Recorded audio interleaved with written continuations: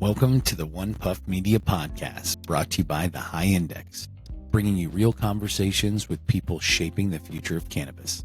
Join us weekly to go behind the scenes of tech and innovation powering the plant. Come roll with us. All right, what's up, everyone? Welcome back to One Puff Media. Glad to have you here with us today. James, how are you today? Doing well. How are you, Alex? How are you, Rich? Doing well. Rich, pleasure to have you. Our guest today is Rich Weinstein. He's the managing partner of BioSecure Flooring. He's got deep roots in the finance, consulting, and cannabis infrastructure space, and he's been helping cultivators and dispensaries and processors eliminate contamination risk and pass inspections and design facilities that actually work, don't just look good on paper. So welcome, Rich. Thank you very much. Appreciate it. Yeah, this is going to be a good one. Let's get into it. So, Rich, before we get into all the techiness of it or the information about floor to cannabis relationship, give us a quick story on how you got started and how you went from finance and capital markets into helping cannabis business rethink the way they think about floors. My career trajectory has been a long, strange trip. But, I'll give you a little bit of a background. I really come from a finance background. After college, I moved to New York to work on Wall Street. That's really what I wanted to do, and did that for a long, long time. Worked in New York, London, lived in London for a while, lived there for a year, in Paris for a couple of years. All of that was dealing with European institutional clients and their investments into the U.S. market. And all of those years in my 20s then led me to get headhunted, and I moved to Atlanta back in 93 to build out the European capital markets division for an investment bank down here. And that was great. I thought I was going to do that forever. But I like change. I like to do different things. And then in the early 2000s, I kind of made the transition from dealing with mostly the public markets. I was always at heart, right? I was always raising capital for different projects, just happened to be doing that mostly in the public markets. And then as I started to invest more myself in private companies, I started to focus more in terms of what my business model was within private equity. So still projects I was looking to put money in myself, and then I would bring in other investors kind of into those same projects. They like to have skin in the game. And then I just got very, very involved with these different companies, just trying to push the ball forward for everybody's investment. And that took me into all kinds of areas that I never thought about or invested in or really knew nothing about. But I've always had the kind of the capacity to read a lot and to learn a lot and ask 1,000 questions and figure stuff out. And so I did that for many, many years. And then kind of my transition into agriculture, which I never knew anything about or never invested in, kind of happened around 2009. And I met a guy, a very, very smart guy who had this idea about growing crops closer to the point of consumption. And, now today, you see a lot of these projects being done all over the country. But in 2009, it was a very novel approach. There were only a couple of companies. We were targeting the lettuce industry. There were only a couple of companies out there that were really looking to do this. Like, why does all of our lettuce have to come from Salinas Valley and then get trucked over and transported? And what's all the cost of that? And is there a better way to do that that's kind of, local and at the point of consumption? And for us, it was also kind of about being local and pesticide free. We're like, okay, this thing better than even organic. Let's go pesticide free and local. And so I went down that crazy journey, raised all the capital for that, got involved with the company, did a bunch of things to try to, help us, as I said, kind of move the ball forward for all the investors. So at that time with your lettuce outreach and those types of companies on the other side of agriculture, is that how you got into flooring? Was that flooring and biosecure not even in the picture yet? You were just doing financial raises for these not even in the picture. I mean, I was so we were doing something that people hadn't done before. So it was like we would get bloodied every day. And you gotta think back 2009 technology. Right. You know what it was, but it was pretty far off. We were burning fluorescent tubes inside of shipping containers, right? Trying to maintain an environment and to optimize a growing environment, integrating hardware and software to try to figure out this equation of how do you grow indoors. It wasn't until many years later that I got involved in cannabis. So that started off 2009, and it was an interesting path. And we created a consumer brand. We were at a lot of the grocery stores. And then many, many years later, it was around, I guess around 2016. And, lettuce is a pretty brutal thing. I mean, not that cannabis isn't, but lettuce is a very, very brutal, um, commoditized, product. We were selling at the point at $3 a pound wholesale, right? So you've got to be really, really, really good in terms of your pennies and dimes. $3 a pound. That's what wholesale prices were back then, Okay. 2009.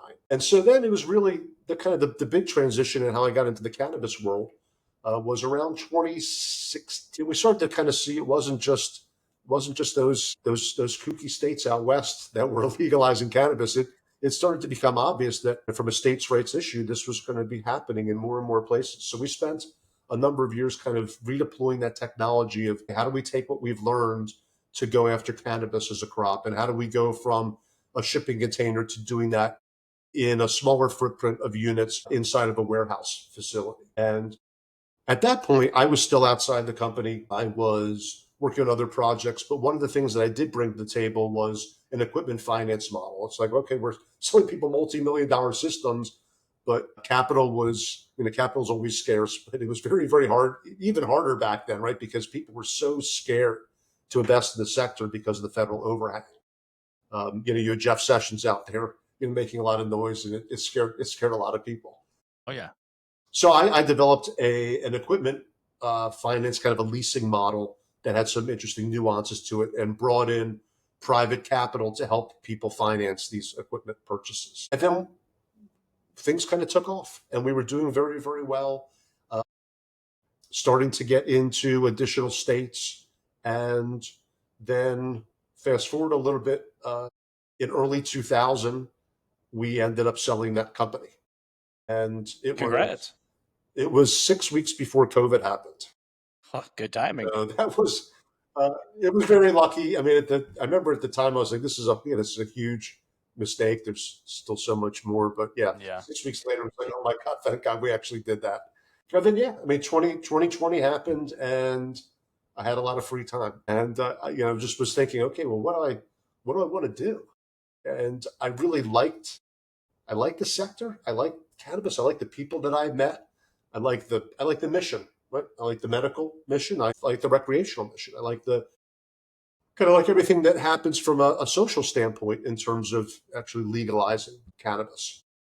And I really wanted to do something that could make a difference that somebody really wasn't doing. And so, one of the things that I just learned, going around, right, I was involved in cultivation technology. So I visited a ton of facilities. I saw the problems that people had with their build outs. I saw a lot of things that people were doing wrong. I mean, I don't come from a construction background. I certainly was no flooring expert, but smart enough guy. And I know how to ask questions, and a lot of questions. And I kept seeing, I talked to all these operators, and I talked to them about their business, and I'm a finance guy, right? So I kind of think about things in terms of spreadsheets. And so I'm asking people, all right, show me your business. And, I would take a look and see what their pro forma looked like, and then what their actuals look like. And right, it was night and day, and learned that kind of there's this death by 1,000 cuts that happen in terms of what they think it's going to be and what it actually is. And all of that comes from how you are maintaining and controlling that environment. There's a lot of pieces that go into that. And that's just things people were doing wrong, right? They were cheaping out and not using architects, right? So these facility designs just had too many touches and too much distance, and there just wasn't thought going into that kind of workflow and product flow. And I saw people using the wrong trades. You had a lot of people that were, using residential construction guys for commercial projects. It just a lot of things where people were doing it wrong. A lot of that really led to deficiencies in biosecurity. So kind of 2020, as I'm brainstorming of all the things I want to do, I was like, okay, I want to focus on how do I help this industry with protocols of things in the world of biosecurity. Let me jump back with you, Rich, 1 second. Can you tell us what biosecurity is for our audience, please? Well, I mean, biosecurity really just when you're talking about trying to, when we think about controlled environment agriculture, right? What are all the things that you are doing within that construction to build out, and the surfaces and the products that you're using to maintain sanitation within that environment. And that could be everything from, doing, having gowning and not having people bring their phones into facilities to, what are you doing for your air handling? And it wasn't so many years ago, right, that you had mixed, like somebody would be part of some larger facility where there were other tenants in there, but they had shared air systems. And so people are getting contamination from other people's growth. So it's all kind of evolved, quite a bit since then. And the business is a lot more sophisticated than it was even 5 years ago. For sure. So I went down all of these different paths of, okay, I want to launch this business and focus on biosecurity. And it was going to be, okay, the walls and the floors and the ceilings and the air handling. And then I was like, well, this is way too much. There are people that do a great job at a lot of those puzzle pieces. And what I found, kind of, I wouldn't say long story short, long story medium, I found that the thing I saw over and over again that was the most unprofessional of anything was flooring. Right? I would go in, and now in the early days, right? I mean, 2016, 17, 18, I think just about every facility I went into was just raw, bare concrete. Well, and I think it's something people don't even think about, because most people are growing cannabis in dirt, right? And most people are growing cannabis in different mediums that they're creating. So having grown for years, I think about, I've never really put much thought into the floor other than if it's a concrete or if it's not dirt, it just needs to be clean. And I think about it even from a raised bed outside, or even an outdoor gray room, anything like that. There's still the expectation of some kind of cleanliness associated with the floor, even when you're talking about outside and weed contamination and everything else. But I can definitely see a lot of people not factoring it in when they're trying to seal their concrete or they're trying to do something in that regard. Look, this industry grew up from people doing stuff in basements and in garages. And then what people tried to do is multiply that times 100 for on a commercial scale. And then they realized how many things can go wrong. Wrong move. I mean, in any business, scaling is a crusher.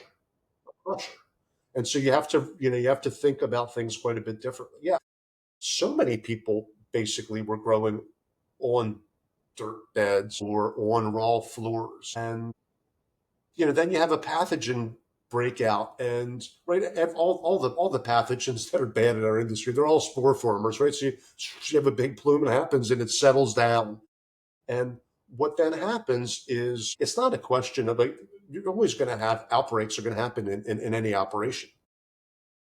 What you really want to avoid is, sometimes, okay, you want to avoid contamination, but it's really the recontamination that's the problem. Contamination is going to happen, but you want to be able to clean that so that you're not getting recontamination. And so what happens is, when people think about a concrete floor, like, oh, it's really hard. It's a very, very hard surface. But concrete is incredibly porous, right? That surface of the concrete, below that, there's a capillary system. So you can have pathogens that go down and settle in to that capillary system, and you can clean the surface as much as you want. But then it can kind of come back up and recontaminate. So I started to see the evolution, right? So people went from raw concrete floors, and then they started to say, well, we need to do something. And they would just basically do like a basic sealant on their floor. But it was better. It was better than what they had. And then you started to see people say, well, no, we need to kind of take it to the next level. And you started to see people do epoxy on floors, right? But it was very, very low end stuff. And so they would go to, okay, I went to Home Depot, and they get the stuff, and they put it out with rollers, and it looked good. It looked good in the short term, but then they would crack and it would bubble, because to actually properly do floor coatings, you need to really prepare the floor properly for it to adhere and to actually be durable. But I kind of started to see that evolution happening. What I would see is a lot of inconsistency happening. And why does that happen? Because people were either trying to just do it themselves, or get some guys that kind of do some garage work and come in to do their floors, or they would end up just going out, and even if it was like a general contractor, they would put this thing out, right? Floors are such an afterthought, right? Everybody's got their big ticket items, right? So when you think about a build out, there's all the money spent early. There's so much money spent. And by the time the floors happen, it's at the very, very end of an incredibly long process, right? At the very Money. end.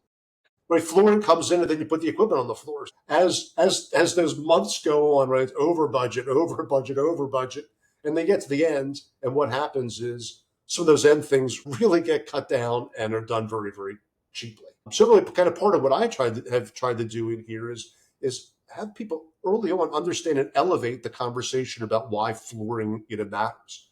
I mean, it is the foundation of somebody's investment, and you want to do it right, because not doing it right has a lot of implications. But to redo the floors in a facility means that you are shutting things down for a period of time. You are disrupting your cash flow, and nobody wants to do that. So doing it right at the beginning, making the right choices, matters quite a bit for durability.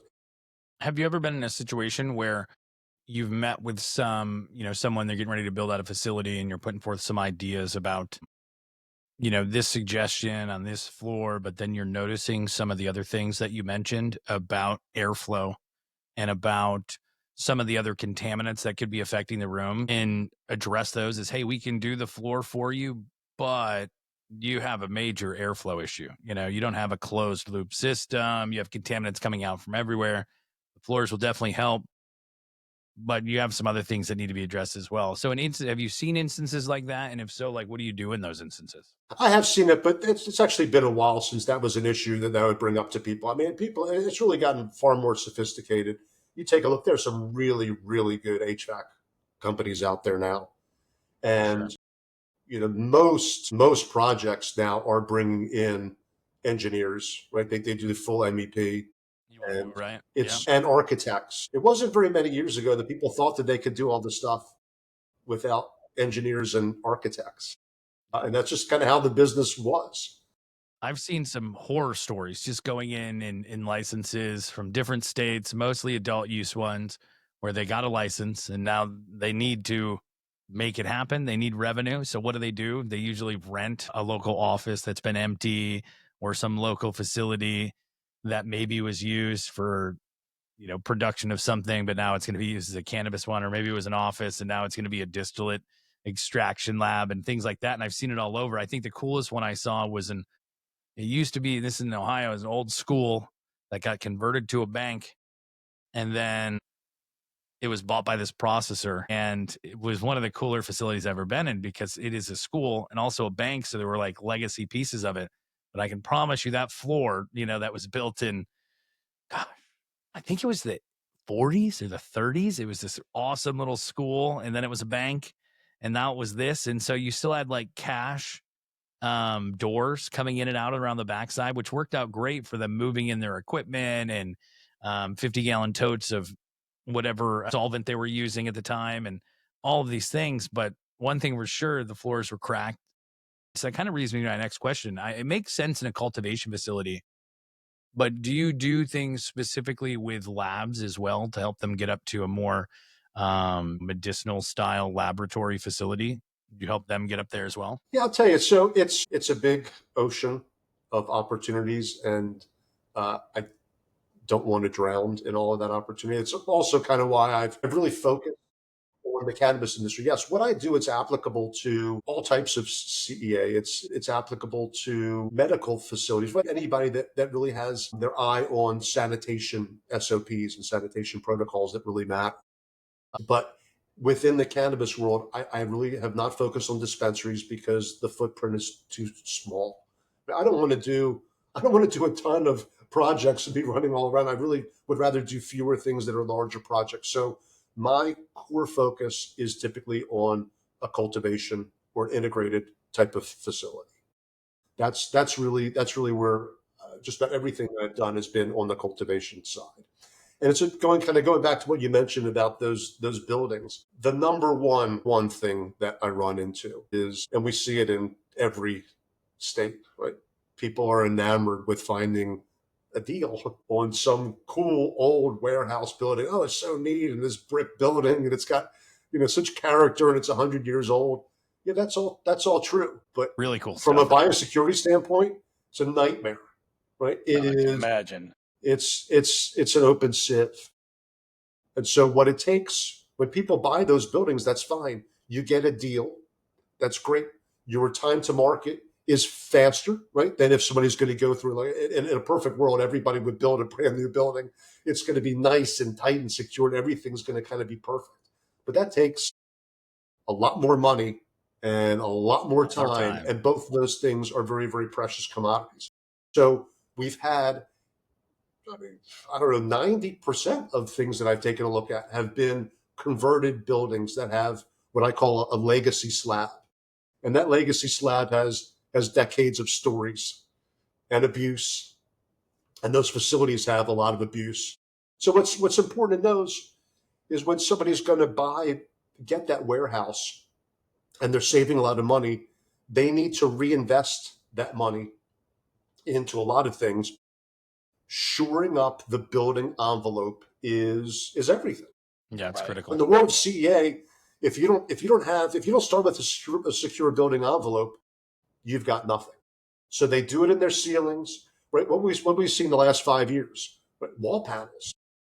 It wasn't so many years ago that it was just we didn't see a lot of that, right? I would go into facilities and I would say to people, you have wood walls. Wood is one of the kind of page one no-nos of a cultivation facility. You're talking about moisture and you're talking about everything. Well, because moisture, and you can't really clean it. It's an absorbent, so anything that's in there, things are going to stick to it. That's the same thing with paint, right? You don't want to have a big painted room.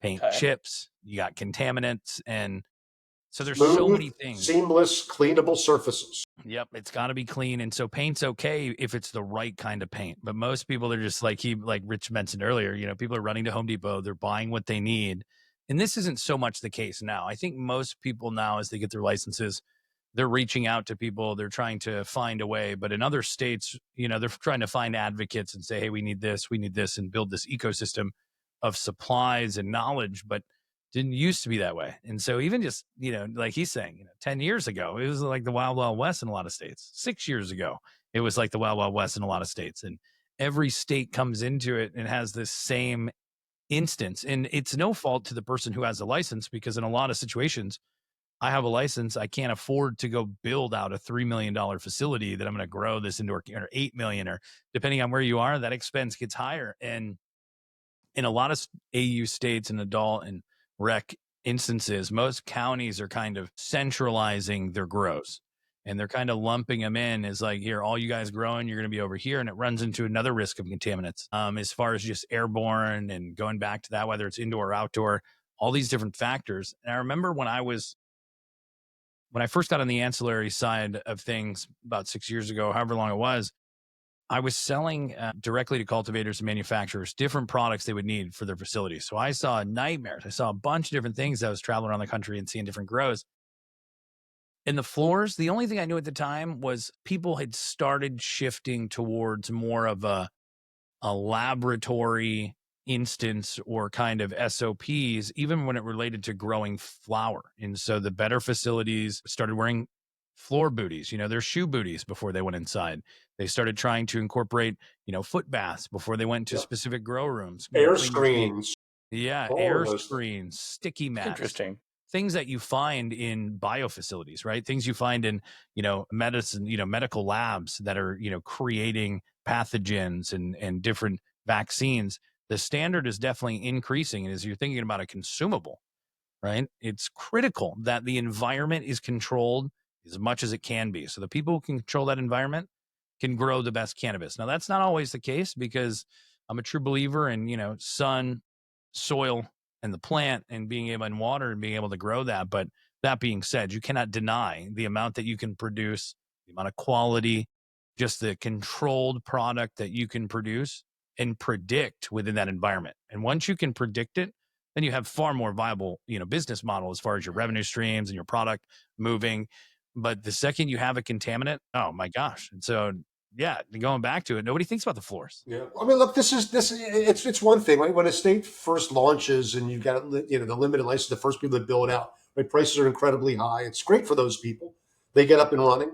They're able to get a good payback on their investment. But we know how fast prices come down and how incredibly competitive this industry is. Controlling your cost of production, controlling and trying to maximize what you're getting in terms of your yield and your yield quality It's everything. It's everything for people to be able to stay in business. So I would go in, so you see all these old warehouse buildings, and I say to people, you're starting to see people invest money in the wall panels. The the floor should be no different, right? You really all the action happens in your floor. But if you think about pathogens and you think about what it is that you need to clean in the airspace, so the the cubic square footage of what's happening of the air handling, right? That vector that your HVAC systems handle that's the most important part of how you maintain a clean facility. But then the square footage of your surfaces, especially your floor, is the second biggest potential vector of where there's contamination falls and when there's recontamination. And all your action, right? All the people are going across the floor. So you really want to do something there that is durable, that is no slip, of course, right? When you think about just kind of worker safety, no slip, um, and you want something to be able to last and to be able to kind of take the abuse, take the UV abuse. What happens when nutrients get spilled. All of those things to be able to have the floor last. Because as I said earlier, redoing it's people want to cheap out on it. It's not good because you're going to end up having to shut down your business at some point in the future to redo it. And it's better to spend a couple more dollars a foot on the front end just to give yourself more years. I'm assuming these cultivation or these grow houses are probably pretty secure in terms of not allowing outsiders in, only authorized employees. They're probably wearing the white hazmat suits, shoe covers. Some. Yeah, I mean, Some. things continue to get better, right? It was not so many years ago that you first started people putting, oh my, you got to have gowns on, and then wait, there's employee revolts. I can't take my phone in. It's all of these things, right? Then you mentioned like air screens, the footbaths, and all of these things continue to happen. So when people focus, grows that have great SOPs and sanitation SOPs and really stick to it, that's very, very important for success because Yeah, and you have let's say you've got 5 crop cycles in a year, and let's say one of them gets wiped out because you have some infestation that is really, really bad. Your entire profit margin for the year is probably gone, right? So Wow, you just can't afford that kind of critical error. that's serious. Yeah. yeah, it's very serious. If you lose one room, you lose one plant. If you're able to identify what the contaminant is, whether it's mites or thrips or bacteria or mold or fungi, whatever it might be, if you can identify it, you can remove the plant, you can remove that tray, that table, wherever it is, maybe save it. But depending on how bad whatever the instance is, you're going to lose the whole room. And if you don't, you're going to spend all this time growing that, potentially test and fail for it anyways. Now you have certain grow rooms that have multi-tiered stacks of grows on top of one another. So you have 3 rows of plants up in the air. Oh, I've never seen that. Oh, on giant racks, you have, Really? oh yeah, you have grows that are growing with undercarriage lights now. That's the new wave that's coming out versus lights just from up above. Depending on the structure and the setup, some plants stay in the exact same spot. Some don't. They move out throughout the whole facility. And a perfect example is SunMed Growers. I don't know if you have a chance to see that one, Rich. I think it's Warwick, Maryland. It's somewhere in Maryland. I think they're the largest outputter of cannabis in the state of Maryland. And Van Windergerden is the gentleman's name who owns that facility. He too got started in ag space, and he provided all the annuals and perennials and all the succulents and stuff for Lowe's and Home Depot. So he was already in the ag space and had massive grows, I think both in Maryland and elsewhere. But then he got one of the first grows in Maryland. His facility, I was out there maybe last year. It's like a Wonka factory, just as you were talking about earlier, James, with white Tyvek suits and all these Right. things. This is the kind of place you're seeing it, massive break rooms, and it's run like a factory. When I was there, I think he said they have about 300 employees on every given day at the facility, and it's run like clockwork. So buttoned up, so clean, the way that they have their trim rooms and their kitchens and their individual grows and these massive greenhouses. The whole thing is immaculate. And I say that because I'm pretty sure it was all concrete flooring.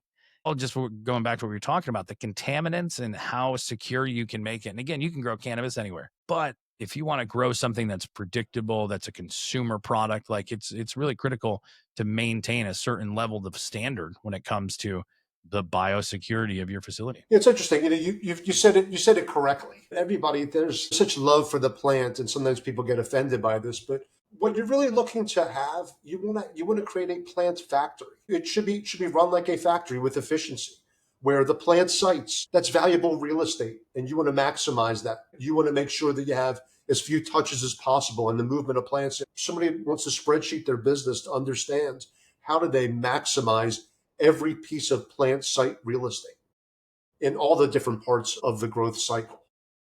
That's why rolling machines have really become super efficient, because people who are really looking into all of these things, how can I make more money? How can I reduce waste? How can I more efficiently use the resources I have on hand? And so when you have a facility that's not only growing, but producing and making edibles and producing pre-rolls, how long it takes for somebody to roll a joint, even if you have 100 people sitting there rolling joints, you're only going to get so far. So the second a machine was created to I can roll 1,000 joints every hour and produce it and spit it out with whatever papers you want.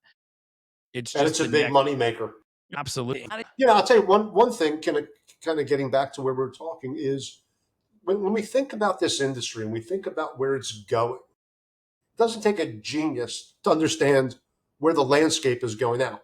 How do we get there over time? What happens to the federal side? Who the hell knows? Everything's going to take longer. And I don't I don't really care about federal legalization. Been very,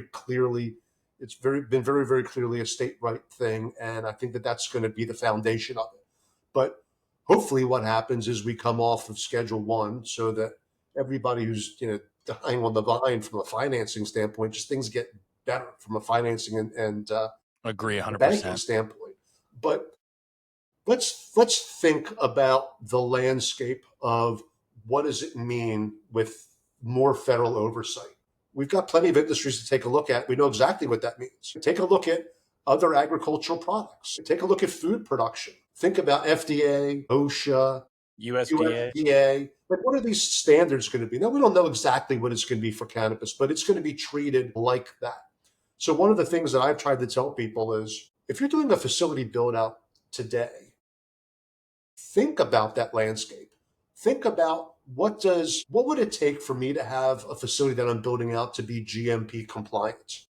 But does it really take more money? Does it take that much more effort to actually have that forethought to put that into my facility today? And I think the answer is actually no, it doesn't really cost more. From a flooring standpoint, one of the things that really matters for GMP is that the floor needs to be seamless and no slip, worker safety, and easy to clean, right? GMP for flooring is all around sanitation. Why seamless?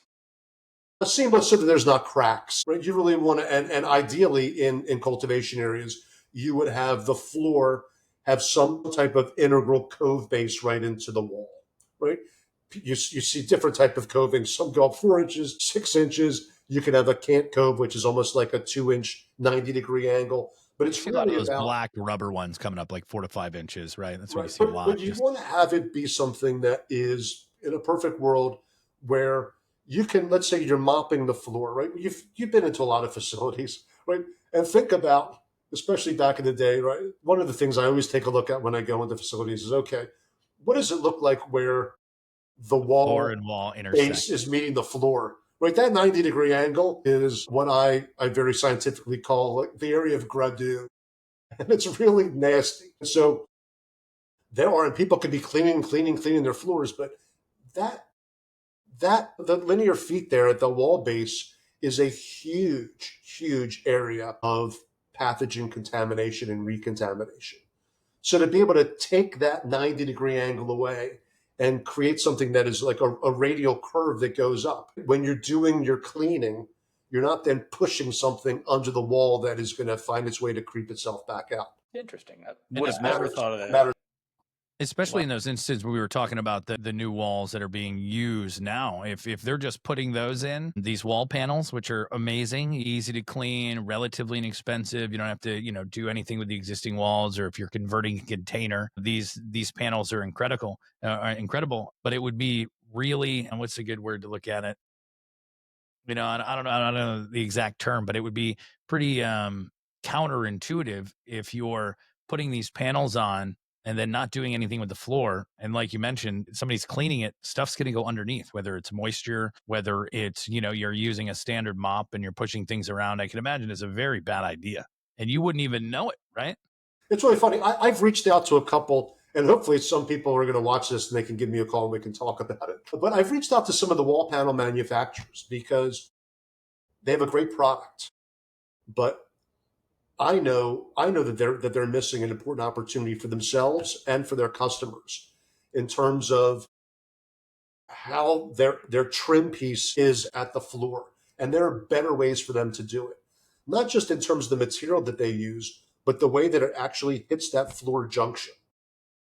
So there is like, for me, one of the challenges that I have is that every wall panel is just different. And when something, or even like a FRP, right? You're going to take a resinous substance onto plastic. Well, it's not going to adhere to that. It doesn't work. So if somebody's putting an FRP, they need to make sure they're installing that a certain amount of inches above the floor on the drywall so we can actually have a surface to go up on. And if somebody is actually doing it out of metal, well, there are things that need to be done to prep that metal so that a resinous flooring can adhere to that properly. That could really be solved by creating additional SKUs. I think it would be great sales for them, another opportunity to cross-sell, and something that would be great for them, really great for the customer, and it would make my life just a little bit easier. I'm asking for nothing in return. It would be an easier conversation. I've run into all these, everything's around how do you deal with the nuances? And that's a nuance that has some imperfection to it. I think it all goes back to education. Most people wouldn't even think about it. But a 90 degrees, I mean, you talk about the surface, but everything's getting trapped in some 90 degree. And especially when you get to the corner and you have these three edges intersecting and it's just a pocket and nobody's really cleaning that. And so it's just going to stay there. And if they're blowing things around, so I definitely see value in kind of redesigning the panels or finding some way to seal it. If you're adding the panels afterwards, maybe there's something else you can do other than just have it sit flat, like you were saying. It's actually a trim piece that creates a transition to the floor. Is kind of what I'm looking for. I personally believe that. I mean, not that floors or walls are the sexiest thing out there. Out of all the things, like when I talk to people about what I do, and cannabis business, my friends, it sounds so interesting. Tell me what you do. I'm like, well, it has nothing to do with the plants. I do probably the least sexy part of the entire build out, which is the flooring. But well, I think that's a misconception with everyone in the industry. If somebody's out of the industry and you're like, oh, you do what in the cannabis space? The second they hear that, it tends to be, wait, you sell weed? What? No, I do floors, and they're so confused. What's kind of people are like, why do you do floors, right? If you look in my background, there's nothing in there that says, this guy's going to end up doing floors. No, at all. I've looked at it. There's nothing there. Right, but have you ever worked with testing labs that maybe their failed batches are getting flagged for specifically flooring? I really haven't. So my business, I will tell you, pretty close to 100% of the leads and the deals that I end up, working on are things that are referred to me from somebody else who is working with XYZ licensee. Right? They are a trusted partner in one of these other, 100 puzzle pieces of the build out. And that could be people that are very, very early on in the process, right? It could be somebody who's helping them get their license. It could be people that are involved with HVAC systems or helping them acquire all of the equipment that they need to fill the box. Or, think about all the different people that are involved in this. And really everybody that I meet is from one of those people that say to them, hey, for your floors, you ought to have a conversation with my friend Rich about your floors. I think there's more to flooring than maybe you're aware of, and you guys should have a conversation. So there's really nobody that I deal with that is focused on testing labs, and I'm not a smile and dial, and I don't do mass marketing. There's all these things I see people doing, whether it's on LinkedIn or Instagram. Like, I really should be doing more of that. I just don't. I really rely on referrals for almost all of my business. I don't go to a ton of conferences. I do go to some. I like to go to some regional things and get involved. But I'm really a word of mouth kind of person. Okay. Well, tell us about some of the actual materials and things that you're using that actually make up the antimicrobial pieces. Are you guys using like coatings, membranes, resins? Yeah. So there are, I would say that the role that I try to play for people is to give them a lot of information, right? And in the end, I want them just to be able to make educated choices. I don't think that people really understand what the choices are. Even when I deal with, some architects or general contractors that really know their stuff, when it comes down to something specific like flooring, they're really generalists in a lot of ways. And so like when I take a look at architectural plans, a lot of times all that's specified is they'll typically say SC or sealed concrete, or it'll say epoxy, right? And those are incredibly generic things. Now, sometimes on the epoxy, they may actually mention a particular product from a company, and many times that's because that person has done a lunch and learn for continuing education credits. But there's a lot of different choice out there. So one thing that I've learned is within a big integrated facility, you have, simplistically speaking, there's kind of two situations that they're going to run into. You have your money making areas, right? You think about all of those rooms that are dealing with a high value commodity, right? So all of your cultivation adjacent rooms, all of that and the corridors should be done at a higher level, in my opinion, than the rest of the facility, right? So in those areas, I think it's very, very important to be able to do kind of higher performance resinous coatings. When I say resinous, it's just a more sophisticated way of saying epoxy, but some type of resinous flooring. Now within that, there's a spectrum of choice, right? You can have a very basic resinous coating that's done that could be quite good. It might not be as durable, right? But the typical coating might be 10 or 20 mils thick. And then you can maybe take the top end of that, like what do you see in a commercial kitchen? They'll do a 1/4 inch urethane cement, right? That's 250 mils, right? So there's a 10 to 20x difference in the thickness of that coating. What is that going to do for you? It's going to give you more performance and more durability over time. But there's more cost involved with that. And so these are just choices that I present to somebody like, okay, these are your pros and cons of the different choices on the resinous scope. The same thing within sealed concrete, right? People think of sealed concrete as just one thing, but there's a spectrum of choices out there. Layers of choices. It's all about layers. So there are people that may want to just do what they call a grind and seal, right? And that's fine. If somebody has a brand new facility, brand new floor, right, where the floor is perfect, right? There's none of this legacy slab issues that I've told you. I mean, legacy slabs are. I mean, I see so many banged up things. I mean, there's holes and there's divots and there's big cracks and there's spidering and all of these things that need to be repaired so that when you have a smooth surface, so then when you do whatever your coating is that you're doing on that, you have an even surface so that it can lay properly. And adhere, right? And that's what you were talking about with exposing, and adhere using properly.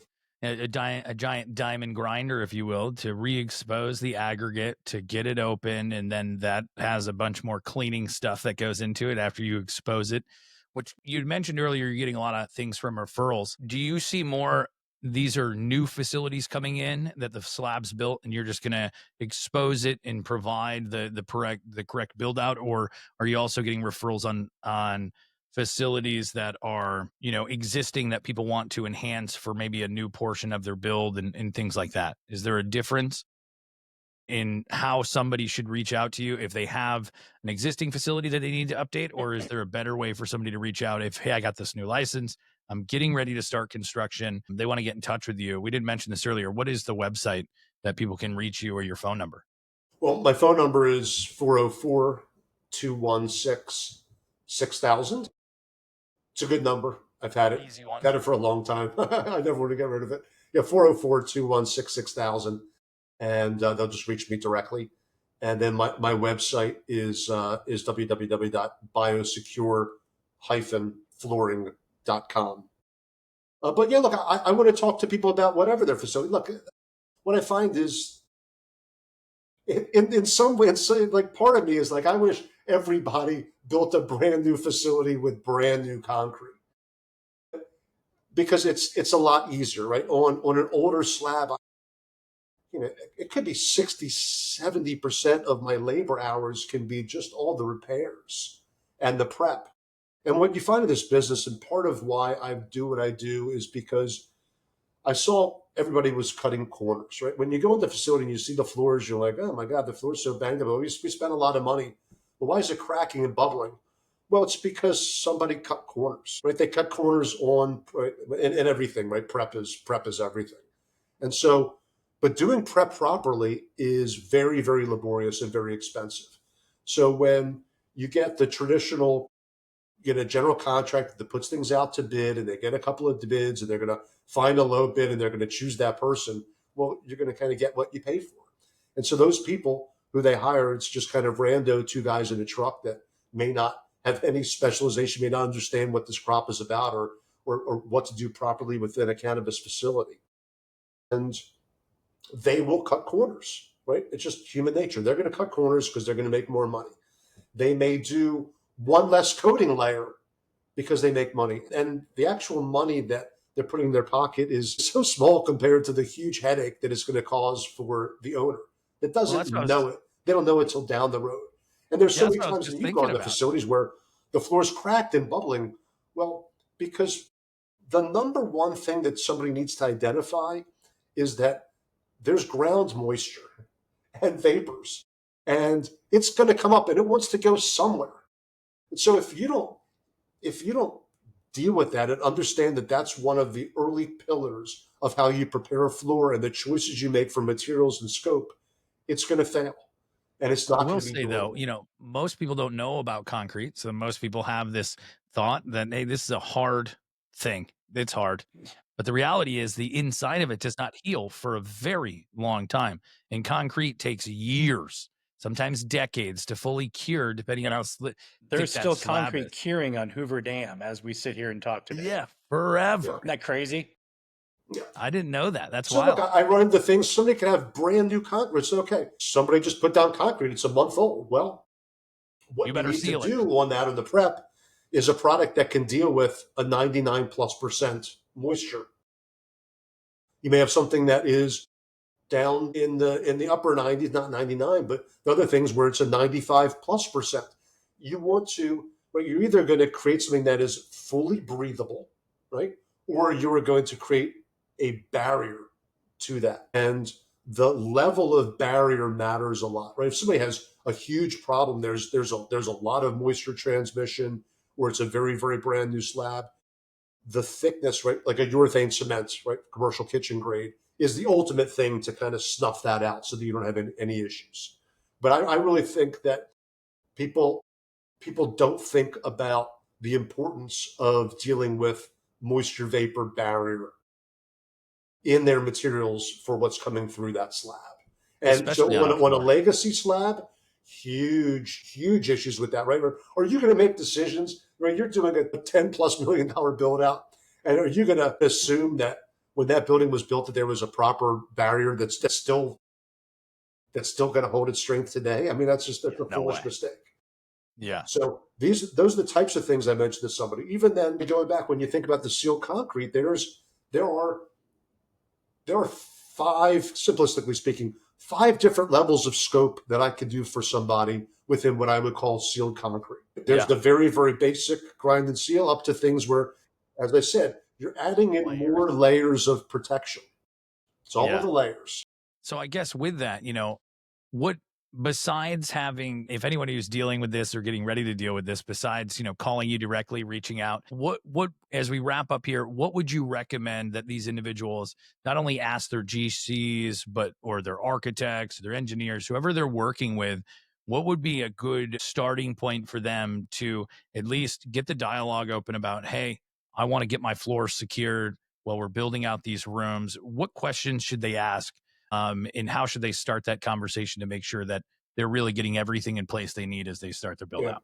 It's a good question. When they're putting together budgets, they really think about all the big ticket items a lot more, right? And flooring is one of those things that becomes it's so far down. It's very It's very important in a lot of ways. Hopefully I've been able to kind of, put that across to people today. Flooring really does matter, has a lot of consequences. People need to understand early on and have a proper flooring budget done. There's so many times I just, like, what they have in their flooring budget is something that makes no sense. Maybe it makes sense if somebody's got a brand new building, okay. But when somebody's taking over an old building and dealing with a legacy slab, the level of prep and repairs than what you want to do in terms of the layers is very, very different. So actually, although I am, as I said, at the very, very end of that build out process, what I've really tried to do over time here is insert myself, or just the questions that should be asked earlier in the equation. So when they're doing the early budgeting and having those conversations, they have a realistic thought about what is it going to take in order for my facility to have the right sanitation protocols for the floors. Yeah, and that makes sense, and I appreciate that. I think everyone else will appreciate it as well, because it's, again, something I don't think most people think about. And I know if you're building a new house or refurbing an old one to move into, you consciously think about, hey, what kind of floors do we want? Do I want hardwoods? Do I want carpet?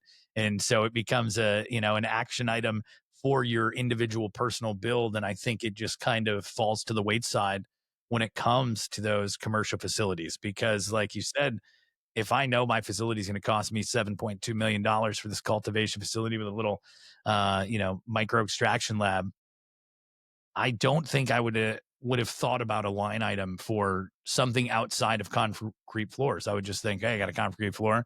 Let's paint it in that room. Let's do it in there. And like you said, that trend is starting to shift. So I'm really glad. I saw the years of people doing painted floors, right? I mean, that was part of the evolution. And they're like, oh, Who hasn't it's painted a cracked, and concrete then floor, you're going right? to have paint getting into the product. I mean, it's all a disaster. All this stuff has evolved, and it's been moving in the right direction. I'm just trying to have the conversation with people. When I say I want to be a collaborative partner, I want to be collaborative in the brainstorming part, so they understand what the choices are, right? And then we can talk about the scopes. And I'll say to somebody, look, these are the choices within sealed and within residence. And I understand, kind of based on budget, what you want to do, and you can kind of have a little bit of an offset here. But these are the pros and cons of going one step lower or one step higher in things. And then what I do is I oversee and find crews, and I have crews I work with in different regions of the country to then come in and execute on this for people, right? So that I want to be able to help somebody with the entire continuum of the brainstorming through the installation process on flooring.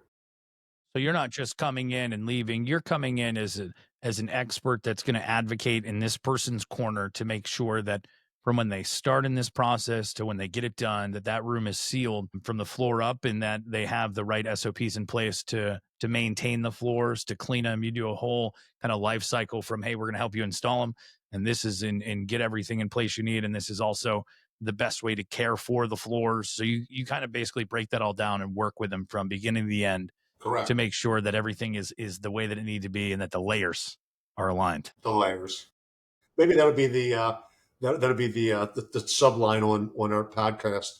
Yeah, for Layers. sure. It's all For about sure. the layers. Yeah, well, It's all well, about Rich, ball bearings. yeah, for sure. Well, Rick, thank you so much for bringing so much knowledge and some serious grounding to today's episode. And it's wild how something as simple as flooring can make or break a cannabis operation. So thank you very much.